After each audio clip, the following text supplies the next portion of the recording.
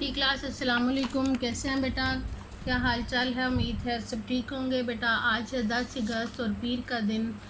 آج ہم اپنے سبق ہجر اسود کی تصنیف کے بارے میں ادا کریں گے کہ اس کے اندر ہم نے کیا کیا کچھ پڑھا۔ یہ ہماری اسلامیات کی کتاب ہے، ٹھیک ہے، اور اس کا آپ کے پاس صفحہ نمبر 39 پر یہ سبق ہے ہجر اسود کی تصنیف، اور یہ آپ کی دہرائی کا سبق ہے۔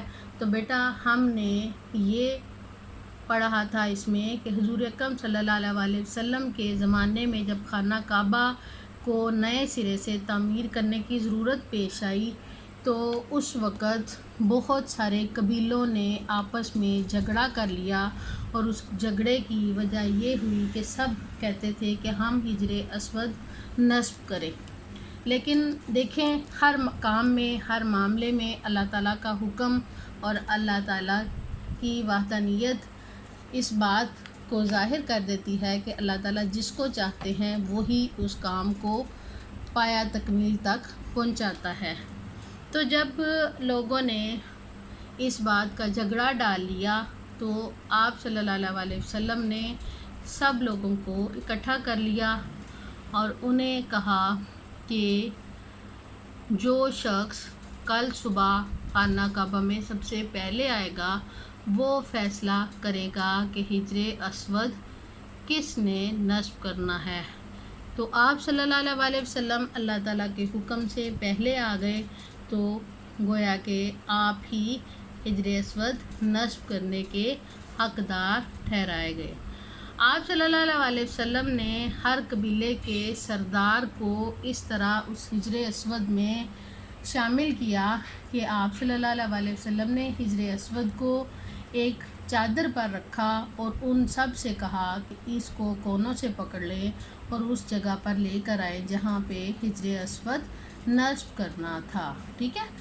تو اس طرح تمام قبائل جو ہیں ان کا اعتراض ختم ہو گیا، انہوں نے آپس میں لڑائی جھگڑا ختم کر دیا اور حضور اکرم صلی اللہ علیہ وسلم کی بات کو مان کر خوش ہوئے، اور انہوں نے اس طرح آپ کی حکمت اور دانائی سے اس معاملے میں امن و امان کا مظاہرہ کیا، ٹھیک ہے۔ یہ ہمارا سبق کی مختصر تعارف تھا۔ اس کے بعد بیٹا ہم نے اس میں کیا کیا تھا، ہم نے اس کے سوالوں کے جواب کیے تھے کہ اس میں 2 سوال تھے بڑے بڑے کہ خانہ کعبہ کی تعمیر کے وقت ہجر اسود نصب کرنے سے کیوں جھگڑا ہوا۔ تو بیٹا اس کا جواب ہمارے پاس یہ ہے کہ خانہ کعبہ کی تعمیر مکمل ہوئی تو ہجر اسود نصب کرنے پر جھگڑا اٹھ کھڑا ہوا۔ اس وقت ہر قبیلے کا سردار یہ چاہتا تھا کہ وہ خود ہجر اسود اس کے اصل مقام تک رکھے، ٹھیک ہے۔ تو بیٹا ہر کسی کی خواہش ہوتی ہے کام کرنے کے لیے، تو اس لیے کبھی بھی آپ کے سامنے بھی کوئی ایسا کام آئے تو بڑوں کے صلاح مشورے کے ساتھ تو آپ نے لڑائی جھگڑا بالکل بھی نہیں کرنا۔ ہجر اسود، حضور اکرم صلی اللہ علیہ وسلم نے ہجر اسود کی تصنیف کے بارے میں کیا فیصلہ کیا؟ ہاں، جب سرداروں کے قبیلوں کے سرداروں نے جھگڑا شروع کر دیا کہ ہم نے رکھنا ہے، ہم نے رکھنا ہے، ہم ہر کوئی اپنی مرضی سے اس کو نصب کرنا چاہتا تھا، تو اس پر آپ صلی اللہ علیہ وسلم نے ہجر اسود کو ایک چادر پر رکھا اور ہر خاندان کے سردار سے کہا کہ وہ اس چادر کو چاروں کونوں سے پکڑ لے اور اصل جگہ تک لے جائیں، ٹھیک ہے۔ جب پتھر اپنی جگہ پر پہنچ گیا تو آپ صلی اللہ علیہ وسلم نے اسے اپنے ہاتھوں سے اصل مقام پر نصب کر دیا۔ تو یہاں اس کا سوال کا جواب کیا ہوا؟ حضور اکرم صلی اللہ علیہ وسلم نے ہجر اسود کو ایک چادر پر رکھا اور ہر خاندان کے سردار سے کہا کہ وہ اس چادر کو چاروں کناروں سے پکڑ کر اس کو اصل جگہ تک لے جائیں۔ جب پتھر اپنی جگہ پہنچ گیا تو آپ صلی اللہ علیہ وسلم نے اسے اپنے مبارک ہاتھوں سے اصل مقام پر رکھ دیا، ٹھیک ہے بیٹا۔ یہ اس کے سوالوں کے جواب تھے۔ اس کے بعد اس آپ کے سبق میں ورک شیٹ کا صرف ایک کوسچن دیا گیا ہے، خالی جگہ پر کا، ٹھیک ہے۔ یہ ہمارے ورک شیٹ کا حصہ ہے، خالی جگہ پر کا۔ پہلا سوال हिजर असवद डैश रंग का एक मुकद्दस पत्थर है। हिजर असवद स्याह रंग का एक मुकद्दस पत्थर है। दूसरे नंबर पे है डैश खाना काबा की दीवार में नस्ब है।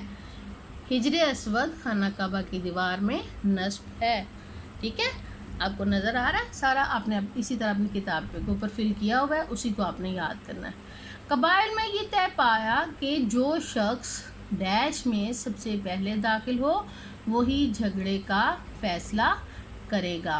तो कबाइल में ये तय पाया कि जो शख्स खाना काबा में सबसे पहले दाखिल होगा वही झगड़े का फैसला करेगा। तो क्या हुआ था, आप सल्लल्लाहु अलैहि वसल्लम अल्लाह के हुक्म से खाना काबा में सबसे पहले तशरीफ़ लाए, वो खाना का आप सल्लल्लाहु अलैहि वसल्लम ने ही हिजर असवद नस्ब किया।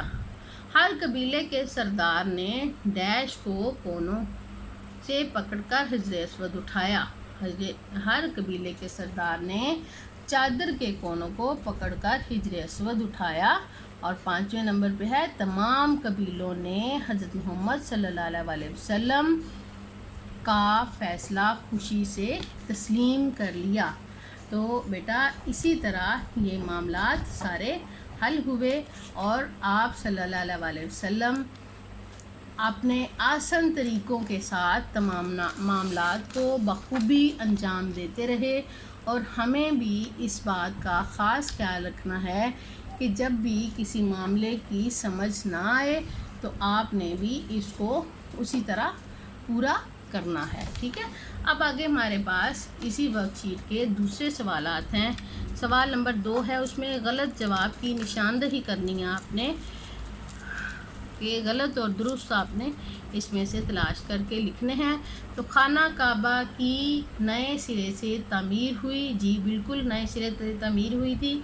जब वो बारिशों के वजह से मुसीदा हाल हो गया था तो इसराइल ने या कुरैश ने खाना काबा की तामीर के लिए कदम उठाए और उन्होंने इसकी तामीर की। कुरैश ने खाना काबा की तामीर की। जी बिल्कुल की। हिजर असवद आप सल्लल्लाहु अलैहि वसल्लम ने नस्ब किया। जी आप सल्लल्लाहु अलैहि वसल्लम ने नस्ब किया। बारिशों और सैलाब की वजह से इमारत हिजर असवद को नुकसान पहुंचा। जी बेटा बिल्कुल नुकसान पहुंचा, ये भी दुरुस्त हो गया।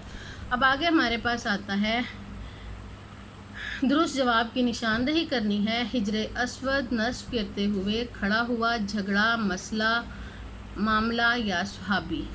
तो झगड़ा खड़ा हुआ था, उस झगड़े के तहत तमाम मामलात हल कर दिए गए थे। हिजर असवद नस्ब किया आप सल्लल्लाहु अलैहि वसल्लम लोगों ने, मुशरिकीन ने या मोमिनीन ने। तो ये बेटा हुज़ूर अकरम सल्लल्लाहु अलैहि वसल्लम ने खुद नस्ब किया था। हिजर असवद रखा गया चादर पर, अलमारी में, मेंबर पर या मुशरिकीन के हाथ पर। तो चादर पर रखा गया था जिससे तमाम कबाइलों की रजामंदी ज़ाहिर हुई और तमाम कबीले आपके इस फैसले से खुश हो गए थे। सरदारों ने मान लिया, खुशी से, गमी से, दिल से और झगड़े से। सरदारों ने, तमाम कबाइल के सरदारों ने खुशी से आप सल्लल्लाहु अलैहि वसल्लम की बात को मान लिया। ठीक है बेटा, ये आपका सबक था और आपने इसकी रिवीजन कर ली, आपने इसके सवालों के जवाब कर लिए, इस सबक का आपने अदा किया और कल आपने इसके टेस्ट की तैयारी करनी है। आपने इस सबक को अच्छी तरह याद करके इसका कल हमें टेस्ट लिया जाएगा। ठीक है, अपना बहुत ख्याल रखिएगा। अल्लाह हाफिज़।